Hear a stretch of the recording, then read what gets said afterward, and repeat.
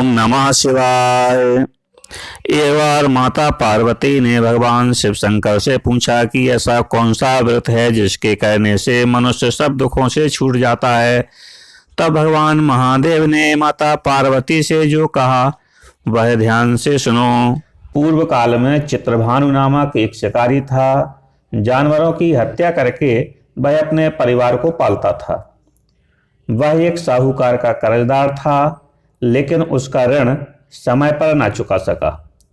क्रोधित साहूकार ने शिकारी को शिव मठ में बंदी बना लिया। संयोग से उस दिन शिवरात्रि थी। शिकारी ध्यानमग्न होकर शिव संबंधी धार्मिक बातें सुनता रहा। चतुर्दशी को उसने शिवरात्रि व्रत की कथा भी सुनी। शाम होते ही साहूकार ने उसे अपने पास बुलाया और ऋण चुकाने के विषय में बात की। शिकारी अगले दिन सारा ऋण लौटा देने का वचन देकर बंधन से छूट गया। अपनी दिनचर्या की भांति वह जंगल में शिकार के लिए निकला, लेकिन दिन भर बंदी गृह में रहने के कारण भूख प्यास से व्याकुल था। शिकार खोजता हुआ वह बहुत दूर निकल गया। जब अंधकार हो गया तो उसने विचार किया कि रात जंगल में ही बितानी पड़ेगी। वह वन में एक तालाब के किनारे बेल के पेड़ पर चढ़कर रात बीतने का इंतजार करने लगा। बिल्व वृक्ष के नीचे शिवलिंग था, जो बिल्व पत्रों से ढका हुआ था।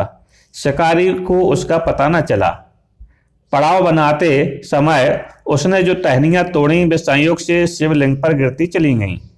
इस प्रकार दिन भर भूखे प्यासे शिकारी का व्रत भी हो गया और शिवलिंग पर बिल्व पत्र भी चढ़ गए। एक पहर रात्रि बीत जाने पर एक गर्भिणी हिरणी तालाब पर पानी पीने पहुंची। शिकारी ने धनुष पर तीर चढ़ाकर ज्यों ही प्रत्यंचा खींची, हिरणी बोली, मैं गर्भिणी हूं, शीघ्र ही प्रसव करूंगी। तुम एक साथ दो जीवों की हत्या करोगे, जो ठीक नहीं है। मैं बच्चे को जन्म देकर शीघ्र ही तुम्हारे समक्ष प्रस्तुत हो जाऊंगी, तब मार लेना। शिकारी ने प्रत्यंचा ढीली कर दी और हिरणी जंगली झाड़ियों में लुप्त हो गई। प्रत्यंचा चढ़ाने तथा ढीली करने के वक्त कुछ बिल्वपत्र अनायास ही टूटकर शिवलिंग पर गिर गए। इस प्रकार उसने अनजाने में ही प्रथम प्रहर का पूजन भी संपन्न हो गया। कुछ ही देर बाद एक और हिरणी उधर से निकली। शिकारी की प्रसन्नता का ठिकाना ना रहा। समीप आने पर उसने धनुष पर बाण चढ़ाया। तब उसे देख हिरणी ने विनम्रता पूर्वक निवेदन किया कि हे शिकारी, मैं थोड़ी देर पहले ऋतु से निवृत्त हुई हूं, कामातुर विरहिणी हूं, अपने प्रिय की खोज में भटक रही हूं। मैं अपने पति से मिलकर शीघ्र ही तुम्हारे पास आ जाऊंगी। शिकारी ने उसे भी जाने दिया। दो बार शिकार को खोकर उसका माथा ठनका। वह चिंता में पड़ गया। रात्रि का आखिरी पहर बीत रहा था। इस बार भी धनुष से लगकर कुछ बेलपत्र शिवलिंग पर जा गिरे तथा दूसरे प्रहर की पूजन भी संपन्न हो गई। तभी एक अन्य हिरणी अपने बच्चों के साथ उधर से निकली। शिकारी के लिए यह स्वर्णिम अवसर था। उसने धनुष पर तीर चढ़ाने में देर नहीं लगाई। वह तीर छोड़ने ही वाला था कि हिरणी बोली कि हे शिकारी, मैं इन बच्चों को इनके पिता के हवाले करके लौटाऊंगी। इस समय मुझे मत मारो। शिकारी हंसा और बोला, सामने आए शिकार को छोड़ दूं? मैं ऐसा मूर्ख नहीं। इससे पहले मैं दो बार अपना शिकार खो चुका हूं। मेरे बच्चे भूख प्यास से व्यग्र हो रहे होंगे। उत्तर में हिरणी ने फिर कहा कि जैसे तुम्हें अपने बच्चों की ममता सता रही है, ठीक वैसे ही मुझे भी। हे शिकारी, मेरा विश्वास करो, मैं इन्हें इनके पिता के पास छोड़कर तुरंत लौटने की प्रतिज्ञा करती हूं। हिरणी का दुख भरा स्वर सुनकर शिकारी को उस पर दया आ गई। उसने उस मृगी को भी जाने दिया।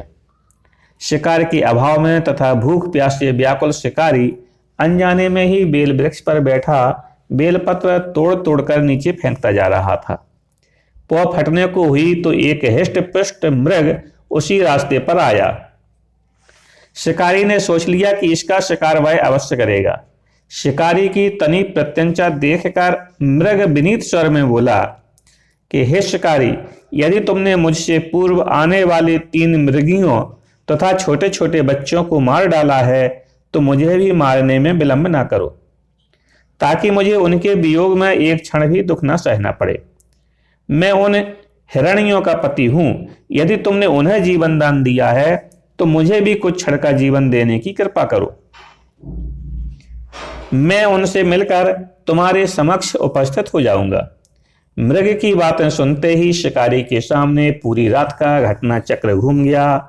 उसने सारी कथा मृग को सुना दी। तब मृग ने कहा कि मेरी तीनों पत्नियां जिस प्रकार प्रतिज्ञाबद्ध होकर गई हैं, मेरी मृत्यु से अपने धर्म का पालन नहीं कर पाएंगी। अतः जैसे तुमने उन्हें विश्वास पात्र मानकर छोड़ा है, वैसे ही मुझे भी जाने दो। मैं उन सबके साथ तुम्हारे सामने शीघ्र ही उपस्थित होता हूं। शिकारी ने उसे भी जाने दिया। इस प्रकार प्रातः हो आई। उपवास, रात्रि जागरण तथा शिवलिंग पर बेलपत्र चढ़ने से अनजाने में ही पर शिवरात्रि की पूजा पूर्ण हो गई। पर अनजाने में ही की हुई पूजन का परिणाम उसे तत्काल मिला। शिकारी का हिंसक हृदय निर्मल हो गया, उसमें भगवत शक्ति का वास हो गया। थोड़ी ही देर में वह मृग सपरिवार शिकारी के समक्ष उपस्थित हो गया ताकि वह उनका शिकार कर सके। किंतु जंगली पशुओं की ऐसी सत्यता, सात्विकता एवं सामूहिक प्रेम भावना देखकर शिकारी को बड़ी गिलानी हुई। उसने मृग परिवार को जीवन दान दे दिया। अनजाने में शिवरात्रि के व्रत का पालन करने पर भी शिकारी को मोक्ष की प्राप्ति हुई। जब मृत्यु काल में यमदूत उसके जीव को लेने आए तो शिवगणों ने उन्हें वापस भेज दिया तथा शिकारी को शिवलोक ले गए। शिव जी की कृपा से ही अपने इस जन्म में राजा चित्रभानु अपने पिछले जन्म को याद रख पाए तथा महाशिवरात्रि के महत्व को जानकर उसका अगले जन्म में भी पालन कर पाए। ओम नमः शिवाय। बोलो शंकर भगवान की जय।